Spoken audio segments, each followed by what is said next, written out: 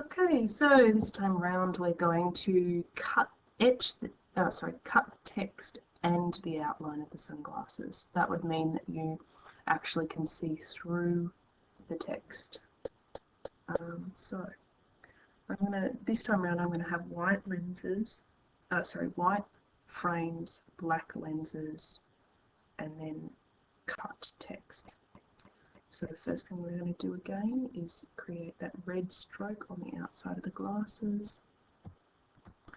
Now to do that I want to copy the lenses, so I double clicking until I've got one selected, hold down shift and click on the other.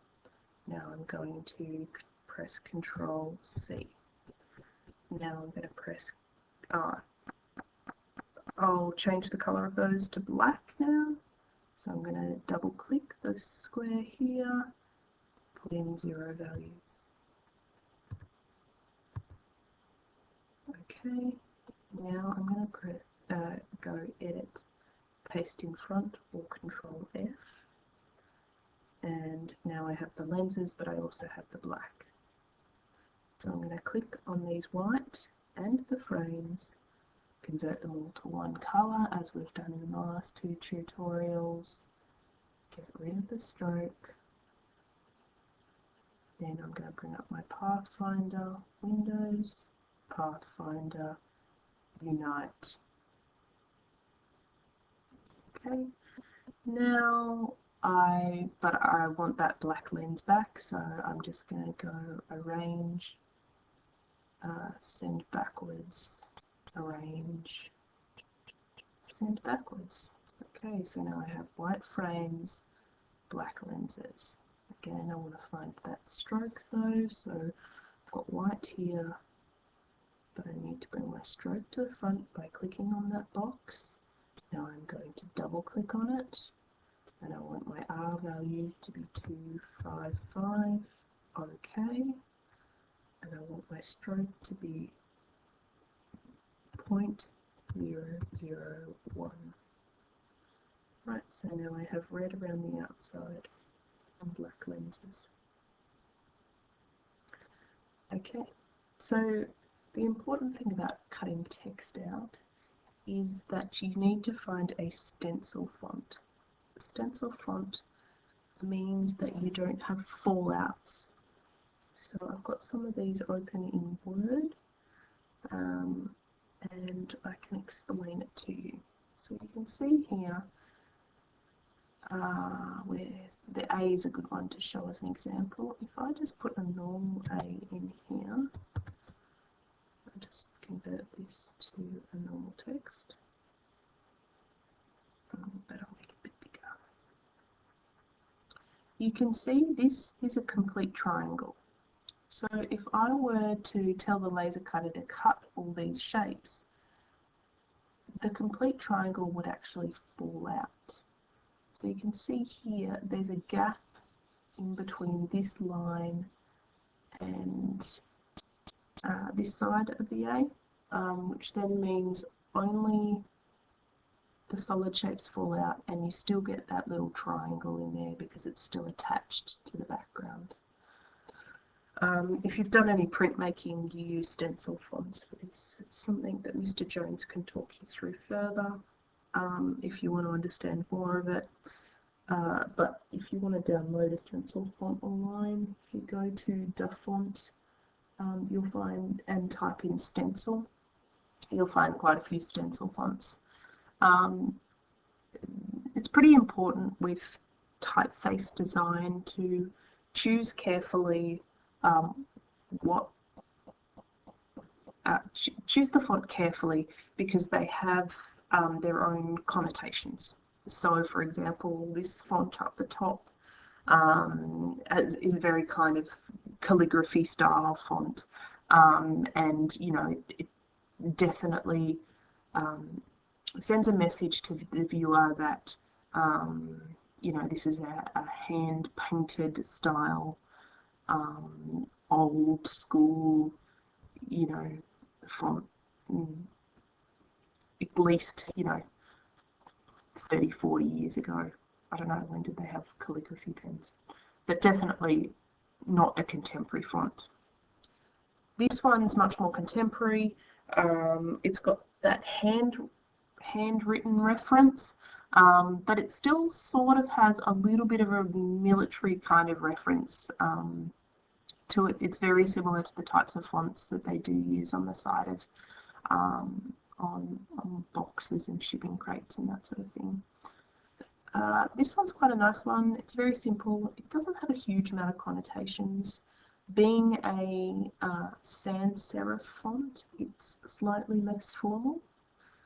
Sans serif means without serifs, and serifs are the little flicky things that you get on your Times New Roman style fonts, but your Arial style fonts don't have them. So those are the difference. You can see at the bottom of those A's, you've got the flicks, and the B's, you've got the flicks. Serif fonts, so the ones with the flicks, tend to be used in more formal kind of environments, and particularly in newspapers. Serifs are supposed to help the eye move from one letter to the next. So they're used in environments where there's a lot of text, such as in newspapers. It makes it easier for the eye to travel. They're kind of associated with slightly more formal, slightly older settings. Arial is more contemporary, and it's kind of more minimalistic. This one's a pretty good one if you don't want people to read much into what your text is saying, if that makes sense. It doesn't have a lot of connotations in the first place. This one's, you know, it's all capitals, it's kind of yelling, it's a bit more aggressive. It would be quite hard to read if there's a lot of it. It's the sort of thing you just want sort of a heading to be done in. People find it harder to read fonts that are all caps, and they also, it's kind of more a bit like yelling. Alright, that's enough on fonts. So let's just use this Raphael. So to do that, I'm going to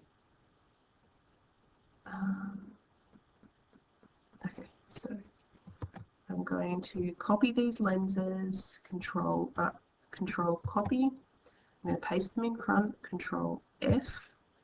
Now I'm going to type on them. Again, just doing random type, but it's in black so you can't see it.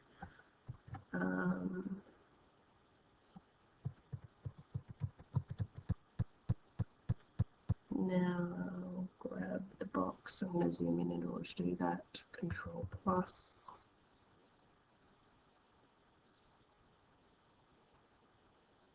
This seems to be the hardest thing out of everything, grabbing this little box.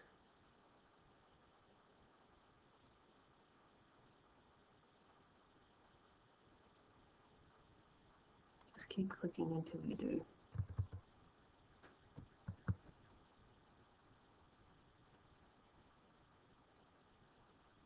There we go. I'm just going to press Control Z so it doesn't paste there, but click there. Alright.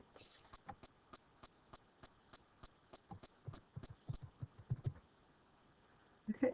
Now, I have text there, you can't see it. You're going to just press Control Paste, so you don't need to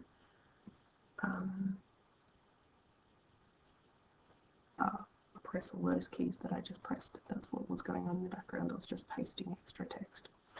For the moment, I'm just going to make the text white so you can see it. Get rid of the outline.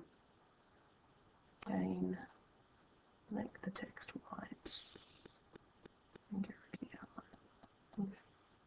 But what we want to do is we want a font that is a stencil font, so you don't have fallouts. So to do that, I'm going to highlight all my font.